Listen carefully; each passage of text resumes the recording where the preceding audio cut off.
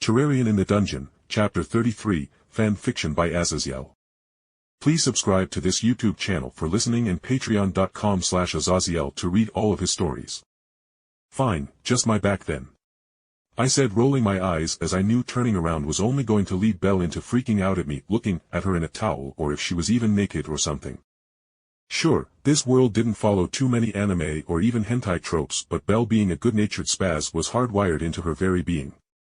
I knew damn well that Belle didn't join me in the shower for perverted reasons, so I didn't get my hopes for such a thing. She just had some weird ideas about skinship, which probably came from this world's melting pot of degenerate gods pushing weird cultural stuff onto the mortals. Belle was only here to be nice and wash my back. Well, that's after the two goddesses decided to bully her and push her into here. One of the three divine treasures that the divines brought down to the mortal world was literally bikinis. Not some cure-all medicine or even technology from more advanced worlds. Nope, it was bikinis and other weird crap. So, I just let Belle scrub down my back, only saying softly if she needed more strength or less in certain areas, as it turned into a bit of a quick massage before Belle's arm retreated from my back. "Would you like me to get your back as well?" I offered, and after a moment, I heard some rustling before Belle responded. "Yes. I guess, just be gentle, my skin is sensitive." She spoke, and I finally looked behind me and saw that Belle was wearing a towel around her bottom and using her arms to cover up her chest, but even as my eyes roved her body for an instant before rising to her face, Belle only had a light blush, as I wasn't acting weird on her or anything. Belle then squeezed past me and into the hot water and sighed in comfort as the hot water drenched her long hair down onto her chest and back. She wasn't lying when she said her skin was soft, though.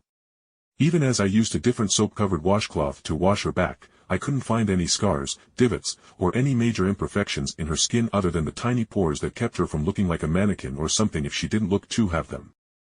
"Alright, Belle, I got your back. I am going to get out so you can have some privacy to do the rest," I spoke as I pulled my hand from Belle's back, and I didn't hear a reply from the shy girl as I got out of the shower, dried off, and just used my inventory to equip the clothes I was going to wear before leaving the shower. When I went to push open the door to the outside, I only got a couple of inches out before something hit the door and slammed it back closed in my face. "Girls, I am going to give you one chance. Move from the door, or either I am going to force you out of the way, or I am going to teleport behind you and remove you. Now, which is it going to be, ladies?" I asked the childishly acting goddesses, who were obviously holding the damn door closed. There were only a couple moments of silence before the door swung open, showing the pouting faces of Hestia and Seshet, who grabbed me by my arms and dragged me out into the bedroom. Hestia and Seshet tried to push me onto one of the nearby beds, but I wasn't having it anymore. This prank or weird nonsense had gone on long enough, and I wasn't going to be bullied by the cat goddess.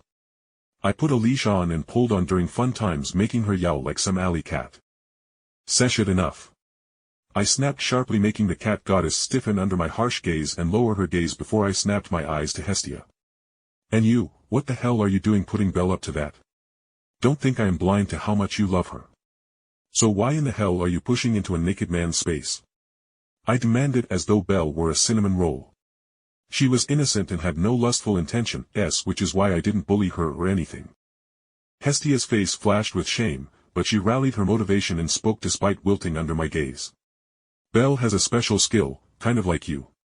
At her words, I kind of freaked out and wondered if she got some kind of Terraria skill or something, but Hestia's next words made me almost exhale in relief. "It helps her and her chosen partner grow faster the stronger the feelings between her and the partner are on both sides.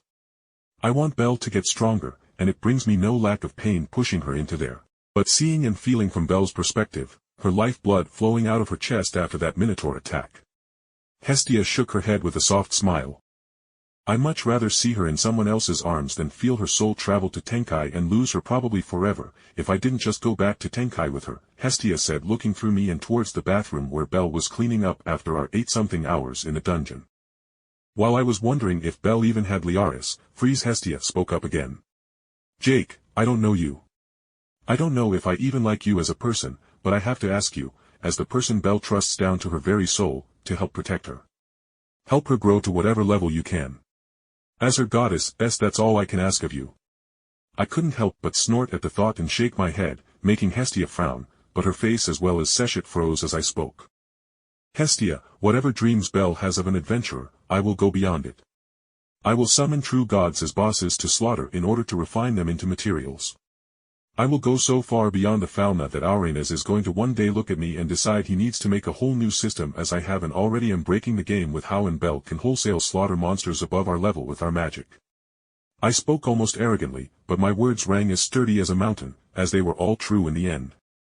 The trick was that the fauna was slated to give mages an easier time getting Execlia, otherwise how in the world would Reveria have her stats other than magic compared to other adventurers who didn't focus on a single stat when all she typically did was stand far away, chant a Chuyuni as hell poem and nuke a boss or army with a powerful spell. Not even including how actions of our summons also gave us Excelia, though I haven't given Bel one yet. Hell, even now with how I have helped kill Terraria bosses, and actually killed that aberrant Minotaur, I already had the high-quality Excelia to level up. I just wanted to pad out the rest of my stats. And when I leveled up and got all the Fargo's mods and the absolutely ridiculous accessories within, yeah, I was confident in fighting even level 3s when I had a full set of enchantments and other stuff from that mod. So, if anything, look at me as the trouble magnet, but I will protect Bel as she is my family or something now. If she truly considers me her partner down to her very soul. I said, brushing a hand through my face as I tried to conclude this nonsense. Huh. I can kinda see how Seshet and Bel have fallen for you a bit. Hestia joked, making me roll my eyes as I head-patted Seshet and pulled her against me, making her purr at my dominant affection. Yeah, well, I haven't even gotten to see how Seshet's claim on me will interact with Beastkin, so I am kind of a bit scared to meet my guild advisor as she is a Christmas cake in search of a husband. I likewise joked back, making Hestia giggle before she looked at me in interest. Oh ho ho, you have that Rose Fanet girl who was the advisor for Ace Wallenstein. How's that going for you? I have something to tell you. Hestia said and then deviously leaned in as her joking smile became evil. Congratulations on getting claimed by a Beastkin goddess. You are going to be literally catnip to Beastkin and probably even Amazons, so Bel will still be mine, haha. Hestia manically laughed but choked as the bathroom door opened. Ah, Hestia, I heard you laughing, so is everything fine now? Bel asked as she walked out in a rather modest white dress that ended just above her knees and only had a small slit on the top to expose a bit of her cleavage. Everything is fine, Bel, and you look great in the dress Seshet made for you. Hestia evaded my gaze as she pranced over to Bel and looked her up and down and praising how Bel had so quickly taken to doing her hair up in a nice braid with her white hair. Jake, girls, let's get going to dinner before I take my man to bed for the night, Seshet spoke as she took my hand in hers and softly pulled me out of the room as Hestia took Bel's arm into her own and more forcefully dragged her to match us as we left the building.